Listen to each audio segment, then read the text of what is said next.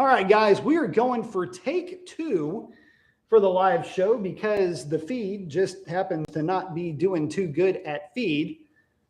I'm going to give this another shot, and we'll see if it makes it.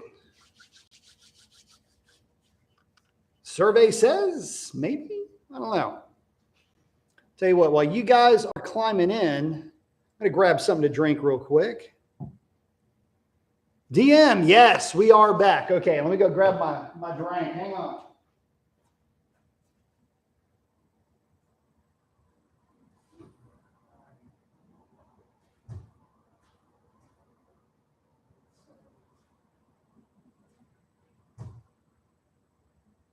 All right, guys. All right, here we go. Okay, so check this out. DM, you're going to love this. Okay, so the bike's sitting in pre-owned inventory, right? And I'm walking past it. Yes.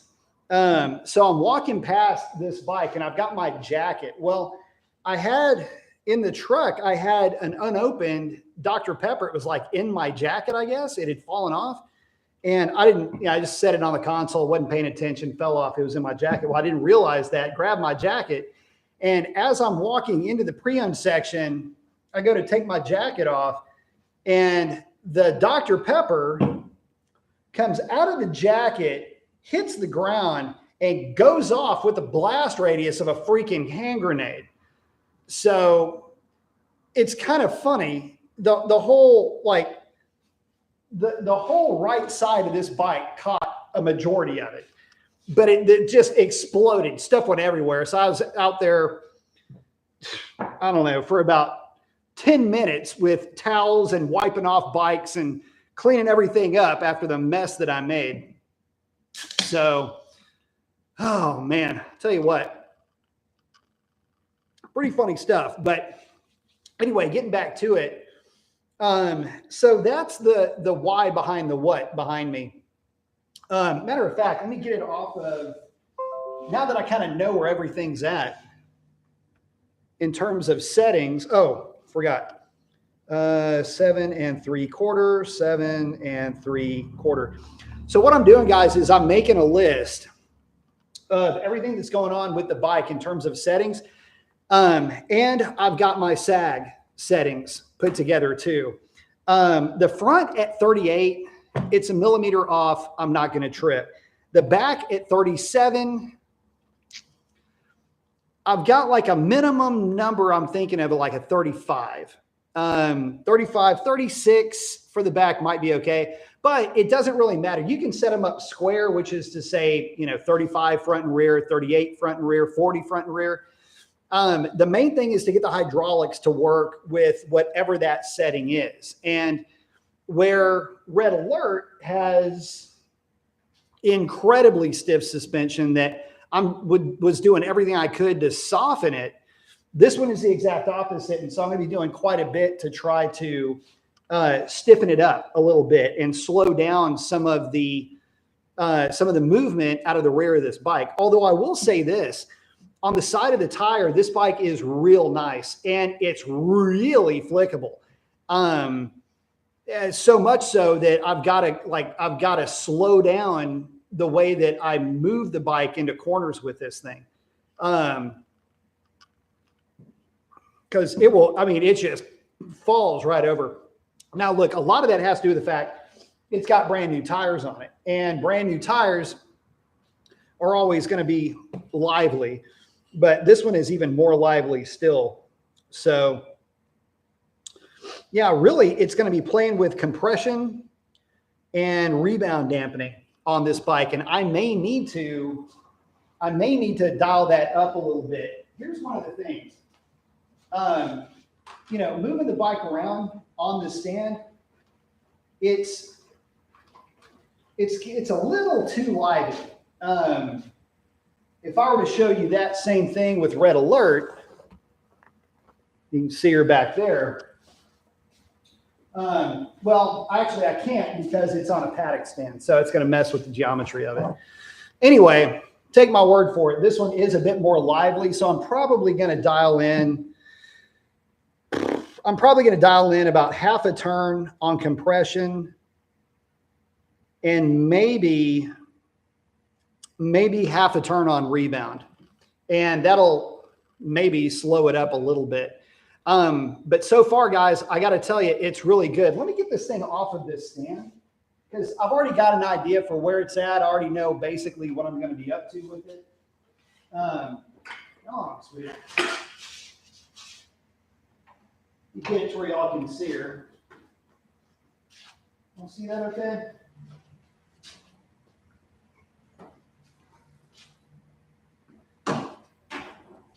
Let me get her paddock stand for you boys.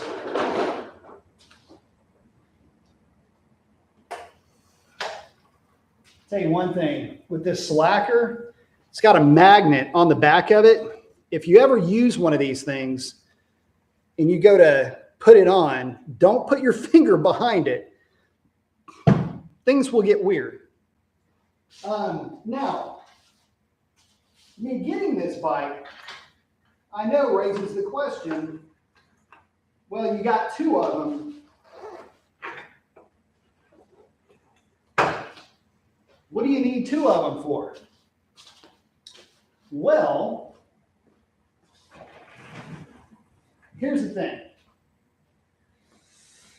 And it pains me to say this, but here's the deal. That's the bike that I wanted. And Red Alert's a great bike. And it's taken me a while to get it sorted out. And it might take me a while to get the R model sorted out. But Suzuki's got the 26 coming. And I would probably be making a mistake if I didn't invest in one of the new 26s.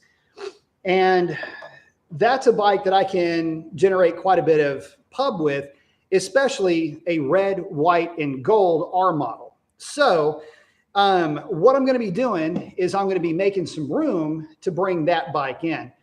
Red Alert's been awesome, and I just cannot say enough about her. But, I mean, dude, pretty slick. So anyway, I'm looking to see how that new bike runs and what that new electronic suite is going to be able to provide. And look, it's only a matter of time before this bike behind me ends up going full exhaust and tune and all of that. By the way, it's got a Yoshimura slip-on on it now, so it sounds pretty good.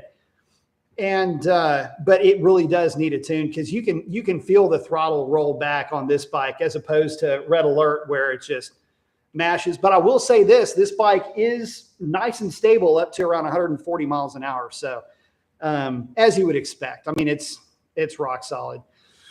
But that's kind of the idea right now, guys, is looking more at the 26.